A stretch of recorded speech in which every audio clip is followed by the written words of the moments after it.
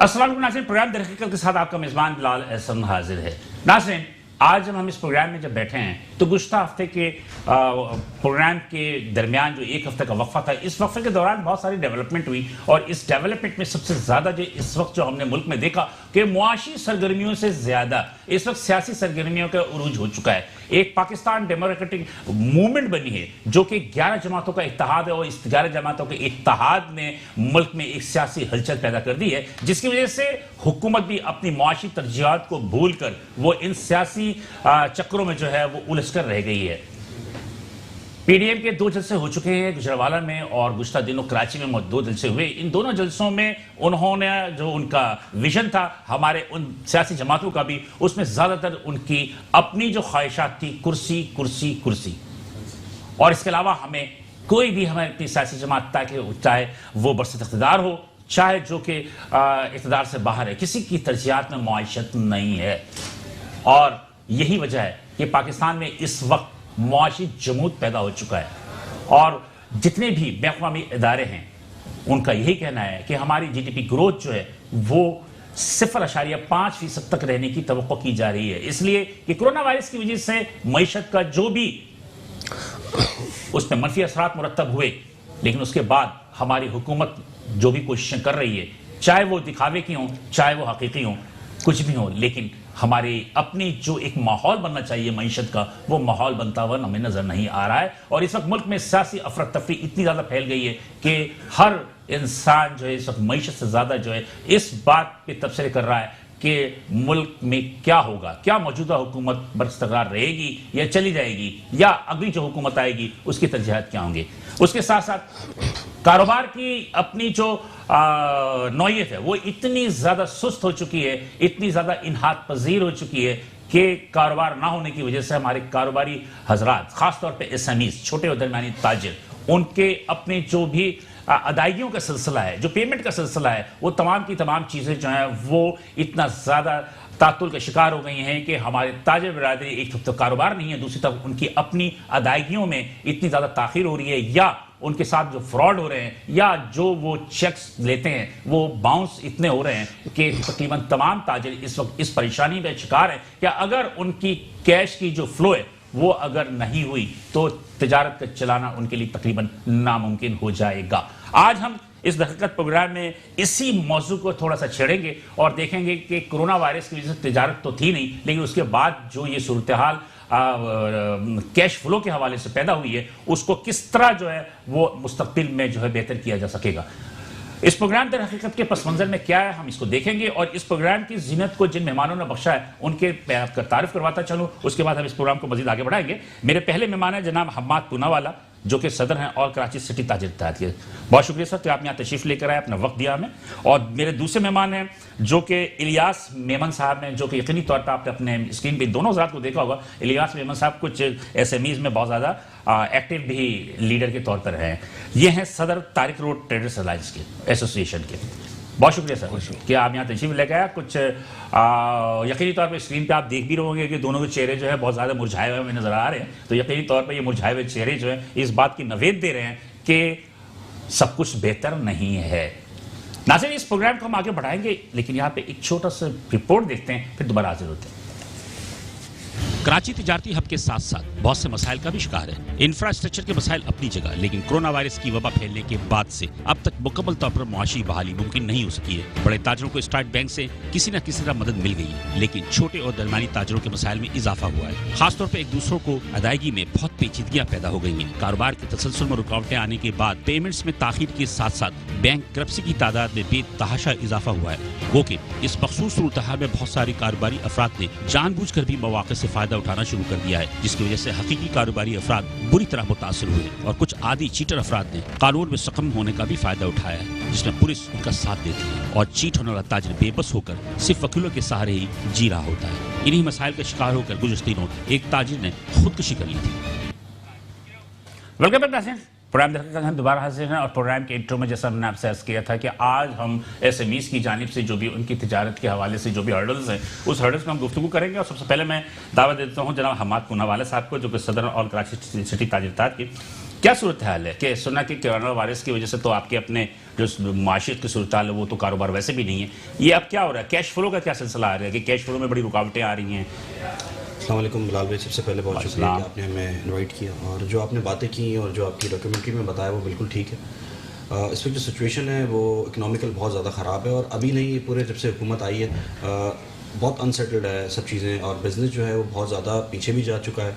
Corona के बाद और ज़्यादा ख़राबी आई हुई है और कैश फ्लो जो है वो जब से हरासमेंट आई है NIC की और दूसरे मसलों की वजह से, जब से FBR के इश्यूज़ आए तब से कैश फ्लो वापस दोबारा से चालू हो ही नहीं सका है और लोगों में अभी भी हरासमेंट है। और फिर जब कोरोना का मसला है, आए दिन जो है कोई ना कोई इश्यूज़ आ जाते हैं। कोरोना जो है वो हमारे सर से अभी तक हटा नहीं है और वैसे तो लोग इसकी प्रिकॉशंस नहीं ले रहे हैं, लेकिन फिर भी एक टेंशन रहता है बाज़ार में कि कब बाज़ार में लॉकडाउन लग जाएगा। इसको देखते हुए चीटर्स भी बढ़ते जा रहे हैं, जिसका आपने जिक्र किया, जिन्होंने खुदकुशी की। मैं उनको बहुत अच्छी तरीके से जानता था, शुरू से उनका ताल्लुक था। उनके भी बहुत सारे मसाइल थे। इस तरीके से बहुत सारी मार्केट्स में, यकीनन इनकी मार्केट में भी और बहुत सारी मार्केट में इस तरह के लोग मौजूद हैं जो कि बहुत ज़्यादा परेशान हैं और उनकी कोई सुनवाई नहीं हो रही। कानून के पास जाते हैं तो उनके मसले के हल नहीं है। FIR कटवाने जाते हैं तो बड़ा टाइम लग जाता है FIR कटने में। जब तक FIR कटती है तब तक मुलजिम जो है वो भाग जाता है। उसके बाद जो है वो बेल बिफोर अरेस्ट ले लेते हैं बहुत कम अमाउंट के ऊपर। ये मसले मसाइल जो हैं वो बहुत ज़्यादा प्रॉब्लम्स हैं। मैं समझता हूँ 489 एक ऐसी दफ़ा है कि इसके ऊपर प्रॉपर तरीके से इम्प्लीमेंट होना चाहिए। बहुत अच्छा कानून बनाया हुआ है लेकिन इम्प्लीमेंट उस तरीके से नहीं होता, जो मैं आपसे पहले भी कह रहा था और पहले प्रोग्राम भी किया हमने। तो इस पर अच्छे तरीके से इम्प्लीमेंट होना चाहिए और कारोबार जो है वो दोबारा खुलने के लिए लोगों को हौसला देना पड़ेगा, कारोबारी हज़रात को रिलीफ देना पड़ेगा। रिलीफ की बात करते हैं, रिलीफ कहीं मिलता नहीं है। नहीं तो चेक जो आप लोग है, आपका जो कैश फ्लो का प्रॉब्लम आ रहा है तो ज़्यादातर वो अदायगियों के सिलसिले के हवाले से कि जो आप माल देते हैं या किसी को माल लेते हैं तो लाजमी सी बात है कि उसके अंदर जो प्रॉब्लम आ रही है, तो ये जो चीटिंग हो रही है, इस चीटिंग में या चेक के बाउंस होने में इसकी अक्सर वजूहत क्या होती है? किस चीज़ को आपने माल दिया उसके पास तो कारोबार नहीं है ना, वो भी मजबूर होगा। अच्छा, ऐसा है ना कि बिलाल भाई, हमारा जो स्मॉल ट्रेड है, लियाज भाई भी, मैं भी स्मॉल ट्रेड को रिप्रेजेंट करता हूँ। हमारा स्मॉल ट्रेड में इन्वाइसिस के तो ज़्यादातर मामला नहीं होते। हमारा ज़्यादातर पोस्ट डेट चेक के ऊपर कारोबार होता है। हमारी गारंटी भी वही है, कारोबार भी वही है, सब कुछ वही है। तो जब हम पोस्ट डेट चेक होते हैं, जब उसका टाइम आता है और रिटर्न होना शुरू होते हैं, तो हमारे पास एक ही ऑप्शन होता है, कानूनी कार्रवाई या फिर मार्केट में मीटिंग। जब टेबल टॉक मार्केट के बाद बात खत्म होती है, उसके बाद जब चीटर है उनके लिए एक ही सहारा होता है, कानून का सहारा। जब उसमें भी हमें रिलीफ नहीं मिल पाता, मतलब कानून में इतनी कमजोरियां होती हैं कि उससे फायदा उठाते हैं। बिल्कुल, हमारे पास ऑप्शन मार्केट सेटलमेंट, हमारे पास आते हैं लोग अपना मसला लेके। जब हम नहीं सेटल कर पाते तो आखिरी ऑप्शन जो है हम उनकी कानूनी कार्रवाई की तरफ जाते हैं। उस पर भी क्योंकि हमारा स्टील का काम है तो हमें तो अमाउंट ज़्यादा होती है, नफ़ा कम होता है, तो उसके बाद चेक के इशूज़ बहुत ज़्यादा आ रहे हैं बाजार के। तो अभी क्या सूरत है? अभी कुछ बेहतर हुआ है या अभी भी और बढ़ता चला जा रहा है? डे बाय डे वर्स होता जा रहा है और ये चीज़ें दिन ब दिन खराब होती जा रही है। इसमें आप भी इन्वॉल्व, आप भी इफेक्टिव हैं? जी, मैं भी इफेक्टिव हूँ और मेरा भी एक इशू चल रहा है और मैं इंतज़ार कर रहा हूँ कि कब जो है वो सुनवाई होगी मेरी। तो अल्लाह ने चाहा तो बेहतर होगा, लेकिन अभी तक तो सुनवाई हुई नहीं है। मतलब ये केस चल रहा है, अभी कोर्ट में चला गया सारा, बंदे गिरफ्तार हो गए? जी, बंदे गिरफ्तार हो गए। हम कोशिश कर रहे हैं कि हमारी रिकवरी हो, लेकिन रिकवरी नहीं हो। इलियास भाई, ये है वो मसाइल। आप तो माशाल्लाह आप भी बड़े मतलब ये एक्टिव हो और मैंने सुना भी है कि बहुत सारे केसेस आपके पास भी आए। आप लोग आपका एक सिस्टम ये है कि एसोसिएशन के हवाले से आप लोग खुद भी अपने मसाइल को खुद हल करने की कोशिश करते हो। आप क्या कहेंगे कि क्या ऐसे हर मार्केटों में ही हो रहा है या मखसूस मार्केटों में? हमाद भाई से सब हमाद भाई ने बिल्कुल सही बात करी, तमाम मार्केटों में हो रहा है। अभी भी कल भी मेरे पास परसों में केस आया था, उसके ज़्यादा पेमेंट 10-12 लाख रुपये पेमेंट चेक दिए तो सबको दिए, तो बाउंस हो, हर चीज़ बात हुई। लेकिन हमने बैठ के उसको निपटाया, तो समझा कर फिर हमने FIR हुआ तो नहीं करने दी, लेकिन समझ के बात को उन्होंने थोड़ी पेमेंट दी, थोड़ा वक्त मांगे, तो हमने अपनी गारंटी के ऊपर उसको हमने छोड़ा है। लेकिन बहुत केस हो रहे हैं, वो एक नहीं बहुत, हर जगह ये केस जानबूझ के होता है या मजबूरी होती है? पेमेंट का फ्लो ही नहीं है, बड़ी परेशानी है। कारोबार तबाह बर्बाद हो गया, कारोबार है ही नहीं। आए दिन जलसे, आए दिन जुलूस है, लोग आपस में सेटिंग ही नहीं। कोरोना वायरस में कल आया था हमारी मार्केट में, कल हमारी लेविश मॉल में इस हफ्ते वाले दिन बाकायदा अंदर घुसे थे ताई रोड पे, ये यानी कि स्टेशन कमिश्नर वगैरह सब आए थे, देख के गए, चेक कर, हम साथ साथ घूम रहे थे। और लोगों को भी तो कसो, लोगों को भी 5-2% भी SOP का ख्याल दीजिए, 2% भी आवाम की बात कर रहा हूँ, 2%। और साथ में दुकानदार भी मेरे समेत तो कोई भी SOP का ख्याल नहीं रखता। भाई खुदा के वास्ते के लोग जलसा और उन्होंने SOP करी हुई है, उन्होंने क्या चीज़ करा हुआ, दूसरों को हर चीज़ में दूसरों को। एक साहब तो इनसे भिड़ गए थे, भाई आप हमारे पे SOP के आए हुए हैं, तो बड़ी वो तो उसकी दुकान सील करने बैठा था। मैंने कहा भाई तो बेस मत कर, कि अब आप जलसे में आप हिसाब देखेंगे, आपका इलाका है, वो SOP ख्याल रखेंगे। क्या मौलाना ने एसओपी मास्क पर यानी इस तरह की बातें करने के लिए, मतलब जिसमें दुकानदारों को भी कसूर है, आवाम का भी कसूर है, और कारोबार की हालत तो बहुत ही खराब, अभी भी कारोबार की हालत कल मैं आपको बता दूं, जैसे मेरे हमने देखा कि बिलावल भुट्टो जरदारी साहब के अलावा किसी लीडर ने भी जो है मास्क नहीं लगाया। ये हकीकत बात सही कह रहे हो, मैं खुद भी देख रहा था, मतलब मैंने कि ये बहुत ज्यादा मसले और आवाम में नहीं पहना होता, आवाम में किसी ने भी मास्क नहीं पहना, बहुत कम। तो मेरे भाई जब हुकूमत खुद जो मास्क नहीं पहने, खुद एसओपी को ख्याल रखे, तो हम लोग फिर कैसे ख्याल रखेंगे। और कारोबार तो हकीमत तबाह बर्बाद है, कारोबार बिल्कुल नहीं। इस वक्त हमारा भरपूर सीजन है, ये हमारा फुल सीजन हमारा ये अब रबीउल शुरू हो गया, फुल सीजन है, हरबू से फुल हमारा कारोबार पीक पे जाता है ये दिसंबर तक। ये ऐसा काम हमें फुर्सत नहीं, हम खाली बैठे हुए, काम ही नहीं है, चारा ने भी काम नहीं है। देखिए वजूहत क्या क्या, लोगों ने शादी करना छोड़ दी, लोगों ने अपने परचेजिंग पावर नहीं है, पब्लिक में पैसों की ताकत नहीं है, खरीदा की ताकत नहीं है, बहुत कम रह गई है। हर आदमी परेशान, जितने भी मॉल हमारे बने हुए सब जगह कारोबार नहीं है, सब जगह कारोबार कम है, 30 से 35% कारोबार रह गया, इतनी बुरी हालत है। यानी कि समझ लें कि दिसंबर तक हमें फुर्सत नहीं होती। इसकी वजह से ये होता है कि चेक जो लोगों को अदायगी करने में मुश्किल होती है, पेमेंट। इसमें कुछ लोग तो हकीकी होते हैं जो कि दो नंबर भी है इसमें, आधी अफराद है, 2 नंबर भी है, फैसला करा दो, आधे में फैसला करा दो, 4 आने में फैसला कराओ, 8 आने में फैसला करा दो, ऐसे लोग बहुत ज्यादा है, ऐसे लोग बहुत ज्यादा है। हकीकी ने भाई मैं पेमेंट दूंगा, पेमेंट बहुत ऐसे यार मेरे 20 लाख के 10 लाख में फैसला कर रहा तो 8 लाख में फैसला कर नकद देता हूँ, वो नकद भी दे देगा पैसे। अच्छा मैंने सुना ये कि बहुत सारे लोगों ने अपने प्रॉपर्टी बेच के पैसे अदा किए हैं, गाड़ियाँ बेची है, प्रॉपर्टियाँ बेची है, सब बेची है। जो अच्छे इज्जतदार लोग हैं वो अपने कुछ ना कुछ बेच के करते हैं। और जो आपने कहा कि सारी मार्केटों में सबसे पहले कोशिश किया था टेबल टॉक कीजिए, टेबल टॉक के बाद बिल्कुल एंड में अगर ये कोई फैसला कराते हैं, जो उन्होंने अपने फैसले का जिक्र किया, अब इनका फैसले पे इम्प्लीमेंट नहीं होगा, ये एक दफ़ा टाइम देंगे, 2 दफ़ा टाइम देंगे, आखिरी में आके खुद तो पैसे नहीं देंगे ना, वो ये कहेंगे भाई अब आपको जो समझ आता है आप खुद कर लें। तो इसी तरीके से एट दी एंड जाके ये सब चीज़ें होती हैं। और फिर एट दी एंड आने के बाद जो सहारा होता है कि कानून का सहारा, वो भी जब उनको नहीं मिलता है और उसको इम्प्लीमेंट नहीं हो पाता कानून पे, तो फिर वो बहुत परेशान। कानून का सहारा क्या चाहिए होता है? देखिए कानून का सहारा ये चाहिए होता है कि देखिए हक है, 489 हर एक बंदे का हक है, जब मुद्दई जाता है थाने में FIR कटाने तो उसको फौरी तौर पर FIR कटनी चाहिए। नहीं कटती, बहुत टाइम लगता है, इसके अप्रूवल्स आते हैं, हालांकि इसके ऊपर कह दिया गया है कि अप्रूवल की एक मखसूस अमाउंट है, उसके बाद तो फौरन FIR कटती है ना। देखिए हम अगर जाते हैं तो हम अगर तब सबसे ताल्लुक़ रखते हैं हमारे लिए FIR कटवा सकते हैं, लेकिन बहुत सारे ऐसे लोग हैं जिनके लिए FIR कटवाना बड़ा मुश्किल है। हमारे लिए इतनी मुश्किल होती है तो लोगों के लिए कितनी मुश्किल होगी। तो अगर जो नॉर्मल आदमी जाता है उसको अप्रूवल लेने में ही हफ्ता 10 दिन लग जाता है, तो हफ्ते 10 दिन में वो ज़ाहिर सी बात है चीटर को पता चल जाता है कि उसकी FIR कट रही है, चीटर फरार हो जाता है।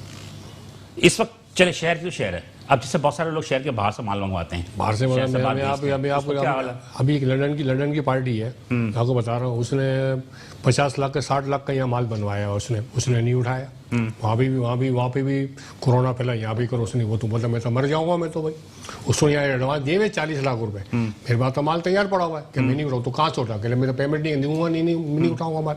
वो माल बेचने जाता है उसको 30 से 35% नुकसान होता है, उसने अपने मतलब से माल बनाया है। लंदन वाली पार्टी अपनी मर्जी से अपने नाम से माल बनाओ सब कुछ, कहते मैं तो लूंगा नहीं, उसके बीच में फैसले में पड़े हुए हैं, वो नहीं समझ में आ रहा है, कहले मैं नुकसान करूंगा, नुकसान आपको देना पड़ेगा, आप उठा लो माल, मैं अपना नफा छोड़, मेरा 3 लाख 4 लाख नफा मैं छोड़ने को तैयार हूँ, आप माल उठा लो।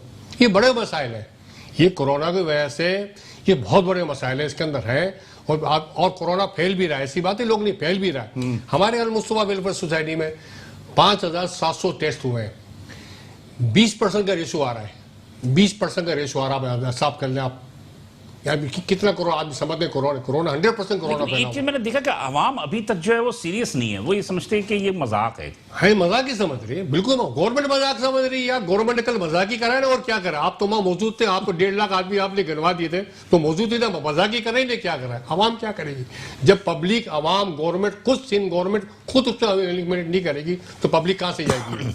बिलाल भाई मैं लास्ट वीक जो है दुबई में था, अब इनकी बात करता हूँ, पब्लिक जो है ना, मैं किसी कंट्री की मिसाल नहीं देता हूँ लेकिन वो बहुत सिंसियर है, SOPs के मामले में बड़ी सिंसियर है पब्लिक। मैंने नहीं देखा कोई एक, अगर आप दुबई की बात कर रहे हैं यार, आप यूरोप की, तो मैं भी उनका चेक एंड बैलेंस, उनका अपना कानून सख्त है, लेकिन इसकी वजह से खौफ से वो करते हैं, वहाँ की SOPs को फॉलो कर रहे हैं, रूटीन पे सब कुछ कारोबार भी हो रहा है। लेकिन हमारे लोग अनफॉर्चुनेटली जो है वो, हम लोगों ने कितना सेक्रीफाइस किया है इस कोरोना के दौरान आपको पता है, जेल भी काट ली, जो कुछ बचा था कोशिश कर सकते थे कर ली, लेकिन लोगों को फिर भी जो है नहीं समझ आती इसकी और वो इसको फॉलो नहीं करते SOPs को। लेकिन बहरहाल क्यों नहीं करते, क्या वजह है, क्या वजह है? वजह क्या, आदमी नीयत खराब हो, क्या वजह क्या है, और जो ये एसओपी के तो हमारे वैसे जहन में ही नहीं, पहले भी जब फैला हुआ था इतने आदमी अभी भी नहीं है। 1% भी एसओपी का 1% भी नहीं है। मैं बिलाल भाई आपको हकीकत में कह रहा हूँ, मैं आपको, आप भी मेरे से मैं खुद बात करूँ, 1% भी नहीं है ही नहीं है, कुछ भी नहीं है। उसमें सारे लोग शामिल हैं, सब लोग सब शामिल है, सब फैक्ट्रियों में है। फैक्ट्रियों में अभी जाता हूँ, जब मेन ब्रांड की फैक्ट्री है वहाँ बड़ी सख्ती है, वहाँ आपके ऊपर आप बगैर मास्क के नहीं जाने देंगे। हमारे को डॉल मिल माल का इस्तेमाल वहाँ बड़ी सख्ती है, अंदर नहीं जाने। हमारे सेंटर में सख्ती से, लेकिन क्या कर, लोग है ही नहीं, कोई कोरोना नहीं है, कोई कोरोना नहीं, तुमने मजाक बनाया हुआ। अब क्या कर सकते हैं आदमी, जब बीमार पड़ता है पता चलता है बीमार हो गया। ये जो अभी पीपल्स पार्टी के जो इंतकाल इसका हुआ है वो भी सुना, कोरोना में इंतकाल हुआ राशिद रब्बानी साहब का भी। तो सोचना चाहिए आदमी को, हुकूमत तो सिंध गवर्नमेंट को भी सोचना चाहिए। आप नारे लगवा तो कि कोरोना बढ़ गया, ये बढ़ गया, सिंध गवर्नमेंट खुद को अपील नहीं करेगी, तो नहीं आप करेगी। कहना चाह रहे हैं कि ये जो बैंकरप्सी की बात हो रही है, जो दिवालिया हो रहे हैं लोग, ये कोरोना की वजह से? कोरोना की वजह से भी है और वैसे आदतें भी पड़ गई हैं, दोनों बातें। इस पे ये मेरी बात पे तायद भी करें। ये दिवालिया का और ये फ्रॉड पना पहले नहीं था क्या? था, पहले भी था, तो अभी है, तो अभी भी है, कोरोना अभी भी कोरोना माना तो है ना, माना तो भाई मेरे पास है ही नहीं पैसा, मैं क्या करूं, कोरोना में एक वजह आ गई, क्या करूंगा माने को। चले नाज़रीन, बात वही है कि दिवालियापन और बैंकरप्सी की बात चल रही है। इस गुफ्तगू को हम मज़ीद आगे भी बढ़ाएंगे, लेकिन यहाँ पे एक छोटा सा ब्रेक लेंगे, ब्रेक के बाद दोबारा हाजिर होते हैं।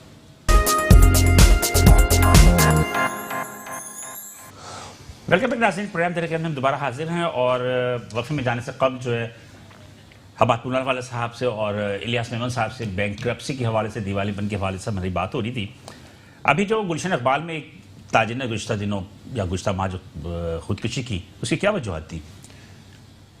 मेरे ख्याल है शोरूम से जो रिलेटेड इरफान की बात कर रहे हैं। जी जी, देखिए उनका तो मीडिया ने, सोशल मीडिया ने वो 70 करोड़, अभी इनकी भी नॉलेज में मैंने बताया कि मैं जानता था उसको, 35 करोड़ कम का बताया। मैं इनको पर्सनली भी ऐसे जानता था कि शोरूम एफिलेटेड है हमारे साथ, में उनके फैसलों में भी गया, तो वो इतना बड़ा मसला नहीं था जितना बड़ा उसने पैनिक ले लिया था, लोगों का प्रेशर आ गया था उसके ऊपर। 5-6 करोड़ रुपए का मसला था सोशल मीडिया पर, मीडिया ने 70 करोड़ रुपए उसका जो बताया, मेरा ख्याल है उनकी चेयरमैन ने भी आके इसको जो है वो क्लियर किया है। तो उसका भी वही पैनिक था और वो सूद के चक्करों में पड़ गया था और लोगों को नफ़ा दे रहा था। वो किस तरह कारोबार कर रहा था हमारी भी समझ से बाहर है, उनके चेयरमैन की भी समझ से बाहर है। तो लोगों को नफ़ा दे रहा था, लोग ज़्यादती कर रहे थे, लोगों ने दबाव दिया हुआ था उसके ऊपर, उसकी वजह से वो मतलब वहाँ पर बैंकरप्सी जो हुई वो अपनी हरकतों की वजह से हुई।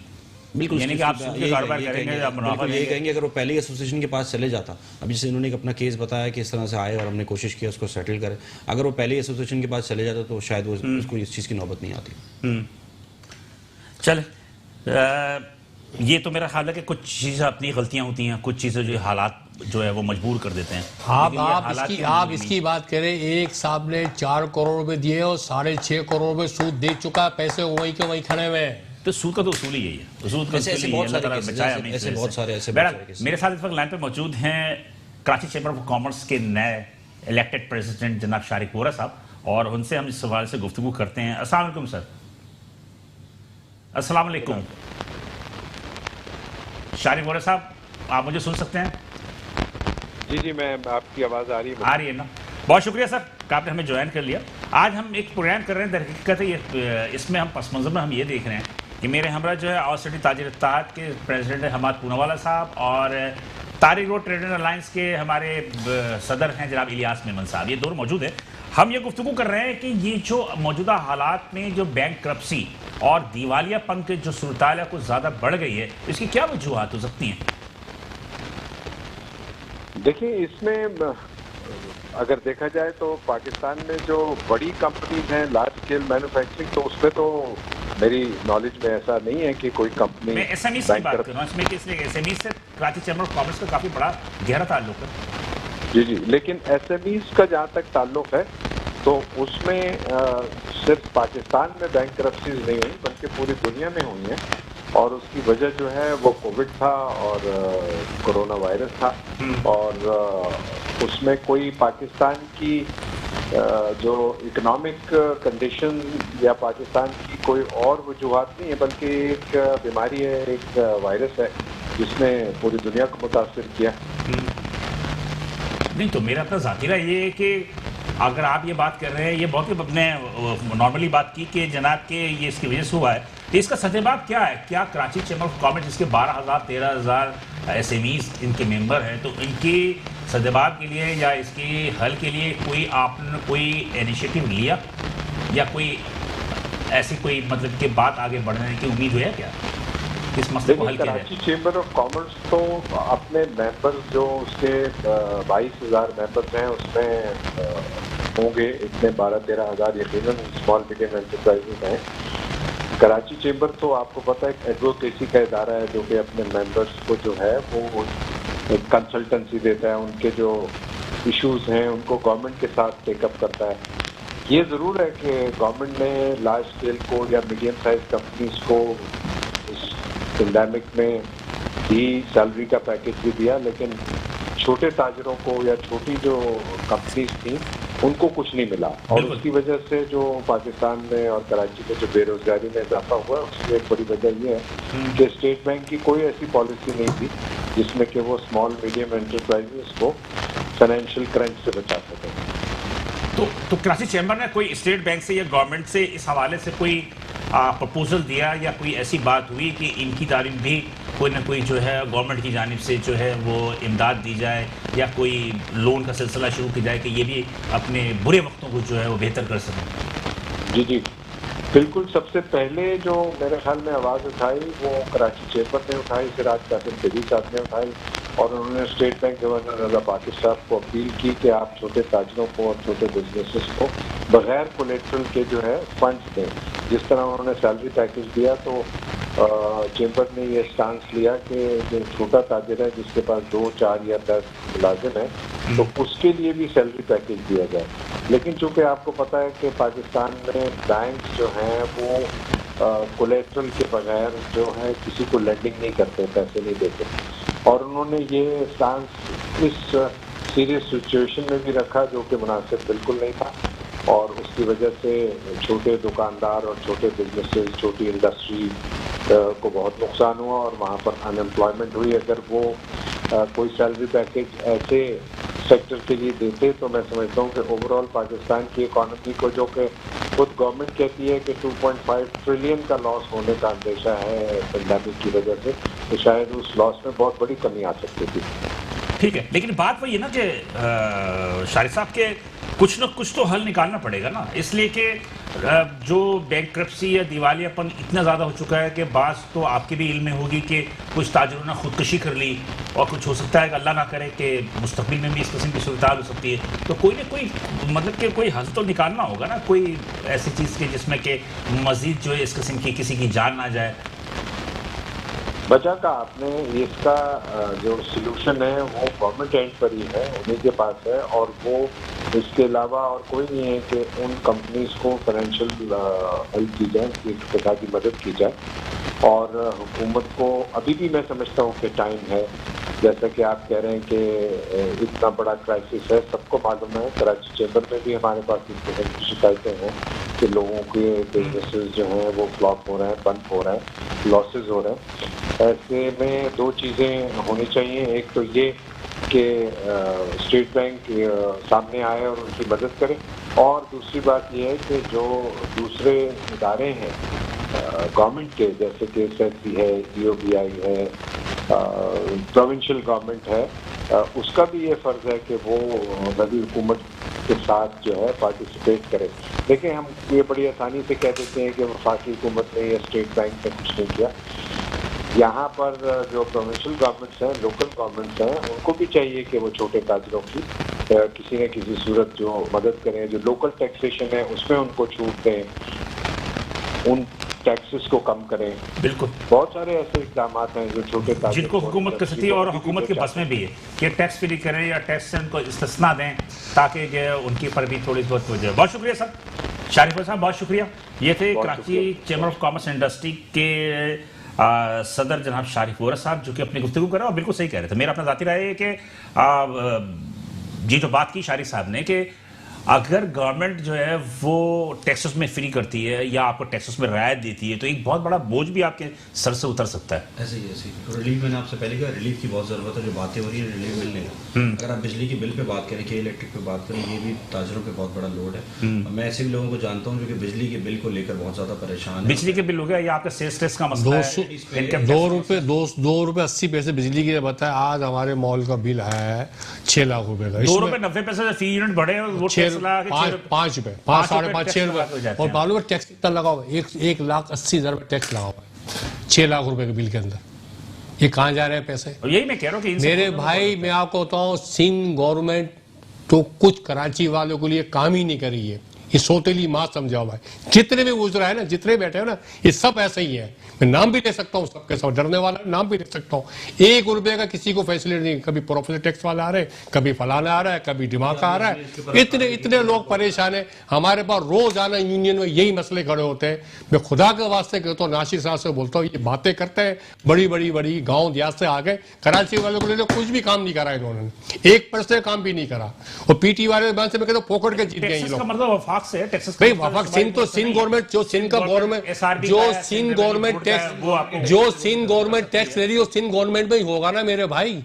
सिंध गवर्नमेंट, सिंध गवर्नमेंट की बात कर रहा हूँ। प्रोफेसर टैक्स का सिंध गवर्नमेंट का टैक्स है ना मेरा भाई। प्रॉपर्टी टैक्स है, अब प्रोफेसर टैक्स होगा, दूसरे टैक्स का है। ये दो दूसरे टैक्स भी आते हैं कि वो जो जनरेटर लाइट नहीं दे रहे, जनरेटर का टैक्स दो भाई। तो लाइट को हम जनरेटर चलाएंगे नहीं, खांचा मांगते हैं। जनरेटर का टैक्स मतलब ये कि जगह की मांगते हैं जहां रखा है आपने, या नहीं, जनरेटर का टैक्स, जनरेटर जो चलाते 20,000, 25,000, 40,000 रुपए दो, वह भी जनरेटर लगाता। मैंने बोला भाई आप लाइट दो तो हम जनरेटर चलाएंगे नहीं।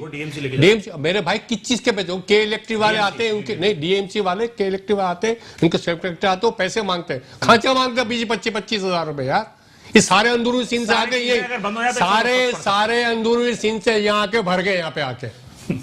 हकीकत में आपसे कह रहा हूँ। मैं आप इन्हों के मसाइल पे मैंने एक अब्दुल जब्बार साहब हैं, ये एडवोकेट हाई कोर्ट हैं, मेरे हमरा इस वक्त लाइन पे मौजूद हैं। और मजीद इनका तारुफ कराता चलूँ कि डिप्टी डिस्ट्रिक्ट अटॉर्नी भी हैं, असिस्टेंट एडवोकेट जनरल सिंध और नेब के प्रोसेक्टर भी रहे हैं। अब्दुल जब्बार साहब, बहुत शुक्रिया कि आपने हमें ज्वाइन किया। आप मेरी आवाज़ सुन सकते हैं? जी बिल्कुल आ रही। जब्बार साहब, बात ये है कि आज हम इस प्रोग्राम में ये डिस्कस कर रहे हैं कि हमारे ताजिर के नुमाइंदे एसएमईज जो कि स्मॉल एंड मीडियम एंटरप्रेन्योर में से हैं, जनाब हमाद पूनावाला साहब और इलियास मेमन साहब मौजूद हैं। ये बैंक करप्सी बढ़ रही है, दिवालियापन बढ़ रहा है, बैंक चेक बाउंस हो रहे हैं, सब कुछ हो रहा है। और जो चीटिंग करता है या जो भी बदनीयती का मुजाहरा करता है, उसको पुलिस या अदलिया की तरफ से कोई रिलीफ नहीं मिल रहा है। इसमें क्या वजूहत हो सकती हैं? सर मैं अर्ज करूं कि हर दौर में यही बात रही है कि वक्त के फनकार जो होते हैं वो हर मतलब लेजिस्लेशन का जो है वो फ़ायदा उठाने में माहिर होते हैं। और इन एक्सपर्ट जो लीगल प्रोफेशन में जो भी होते हैं उनसे ये चीज़ें या जो इंटरप्रिटेशन होती है आगे चलकर उनसे वो अपने आप को बखूबी वाकिफ़ करके फिर जो मासूम लोग होते हैं पब्लिक के उनको वो चीज़ करते हैं। जैसे पगड़ी सिस्टम में आम आदमी को नहीं पता लीगल क्या पोजीशन होती है, इस तरह से ये जो है ना चेक वाला सिस्टम भी इसी तरह ही है कि किसी मासूम आदमी को मतलब जल्दी में उसको जो है ना क्रिमिनल प्रोसीडिंग के जरिए फ्रेम में लेके आना ताकि जो है ना वो उसको ब्लैकमेल किया जाए कोर्सिव एक्शन के जबरदस्ती एक्शन के जरिए। तो ये कानून की जो पेचीदगियां होती हैं, इस कानून की पेचीदगियों को उभारने में तो यकीनी तौर पर जो उसने वकील किया हुआ है उस वकील का काम होता है ना कि वो वकील उसको राह दिखाता है कि आप जो है इस तरह करोगे तो आप बच जाओगे, इस तरह करोगे तो आप निकल जाओगे।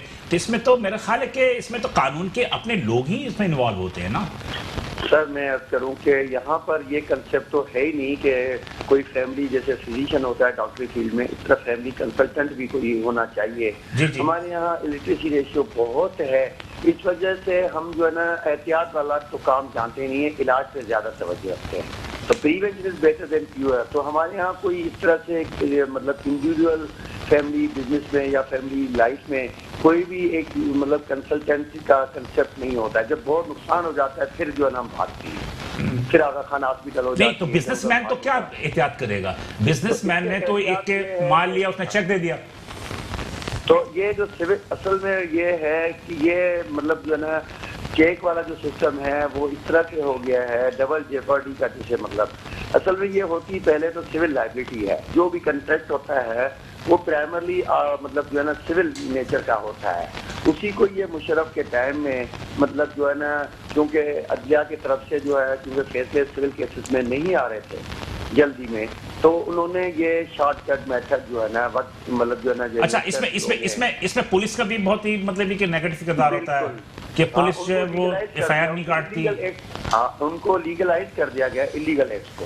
असल में क्या है कि उसमें पुलिस की मदद लोगों को मिल गई है, जो फाइनेंशियल स्टेक होल्डर जो बड़े वाले हैं, फिर मिडिल ऑर्डर के लोग होते हैं, बिजनेस मतलब मिडिल क्लास के बिजनेसमैन होते हैं, स्टेट एजेंट्स या जो है ना मिडिल मैन, तो वो इंटरमीडिएटों को इस्तेमाल करके एक आम आदमी जो है ना, जो बेचारा जिसको नहीं पता या जिसको फौरी कोई डील स्ट्राइक करनी होती है कि मैं जो है ना कोई मैं मतलब घर ले लूं या मुझे, मगर असल में वो सिविल लायबिलिटी का केस होता है, डिस्प्यूटेड फैक्ट इसमें इन्वॉल्व होते हैं।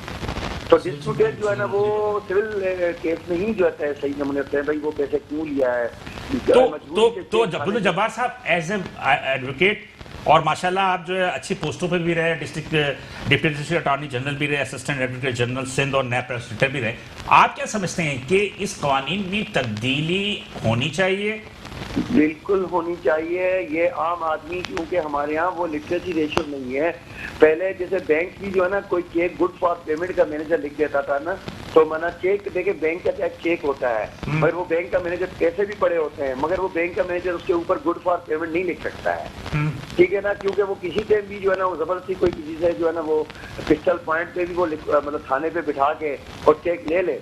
तो इसमें चेक की डेफिनेशन में लिखा हुआ है स्पेसिफिकली कि इसको जो है ना माना ये समझा जाएगा कि बंदे ने पैसे लिए हैं। ये ना सारे उस ऑफिस में ये होता है कि जो है ना साबित करना होता है कंप्लेनेंट को, और इसमें ये खास तौर पे इस सेक्शन में ये लिखा हुआ कोर्ट में कि ये समझा जाएगा कि जो है ना ये चेक जो है ना पैसे ले के फिर दिया गया है। तो बहुत शुक्रिया। मतलब ये मतलब एकदम जो है ना वो सिविल लायबिलिटी को जो है ना क्रिमिनल जरिए मतलब कोर्स ऑफ एक्शन के जरिए बस आपने जो भी बातें बताई इसमें तो हमें अंदाजा हुआ कि अल्लाह ही रहम करे, जो बेचारा फंस गया है अल्लाह ताला ही उसको निकालेगा। उसकी कोई उसके अगेंस्ट उसको क्रॉस एंड ट्रांसफायर का नुकसान क्या है, वो बंदा जो चेक देता है या तो एक बहुत ही ज्यादा सियाने लोग हैं जो अपने अकाउंट में कोई चीज ऐसी नहीं रखते और ज़ाहिरन उनकी शख्सियत ऐसी होती है मार्केट में कि वो दिखाते हैं कि हम बहुत बड़े मनीड पर्सन हैं और वैसे उनकी कोई फाइनेंशियल पोजीशन नहीं होती है। बिल्कुल सही कह रहे हैं, बहुत सियाने होते हैं, डेढ़ सियाने जिसे कहते हैं। बहुत शुक्रिया, आप पब्लिक को चीज करते हैं। बहुत शुक्रिया एडवोकेट साहब, बहुत शुक्रिया एडवोकेट साहब की एक बात जो हमें थोड़ी सी मुझे कि लोग एहतियात कम करते हैं और इलाज की तरफ ज़्यादा तवज्जो देते हैं, ये बड़ी एक बात है।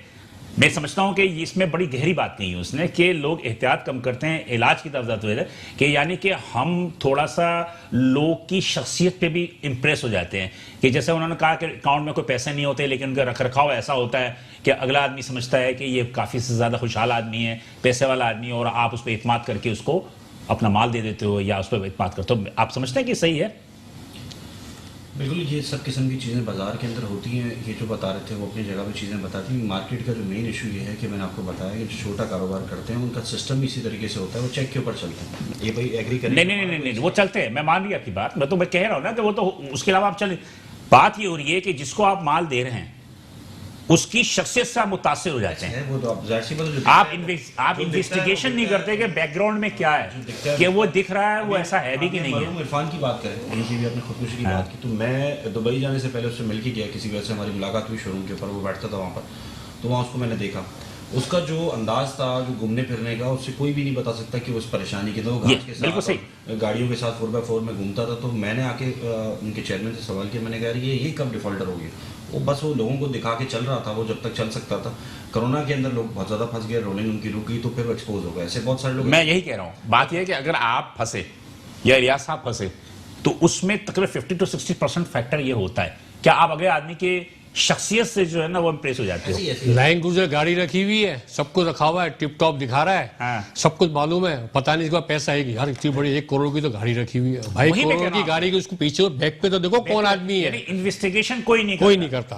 बस ये आप बिल्कुल सही बात कर रहे हैं, ये बात है। हाँ, गाड़ियों से रेंट से खाना पिलाना, होटलों में खाना, इधर मिलना उससे मिलना, बड़े आदमी से मिलना, उनसे बड़ी बड़ी पार्टियों पे जाना, आपसे मुलाकात करना, या आपके लिबास जो है खुश लिबास पास होना, ये जो अभी बताई उन्होंने, ये बिल्कुल सही बात है, इसमें कोई इसमें गलत बात नहीं है, बिल्कुल सही बोल रहे ये बात सही है, बिल्कुल सही बात है, इसमें गलत दो राय वाली बातें नहीं है इसमें। अब जैसे किसी को माल अगर अपने उधार में देना है तो आप ये इन्वेस्टिगेट आप समझ के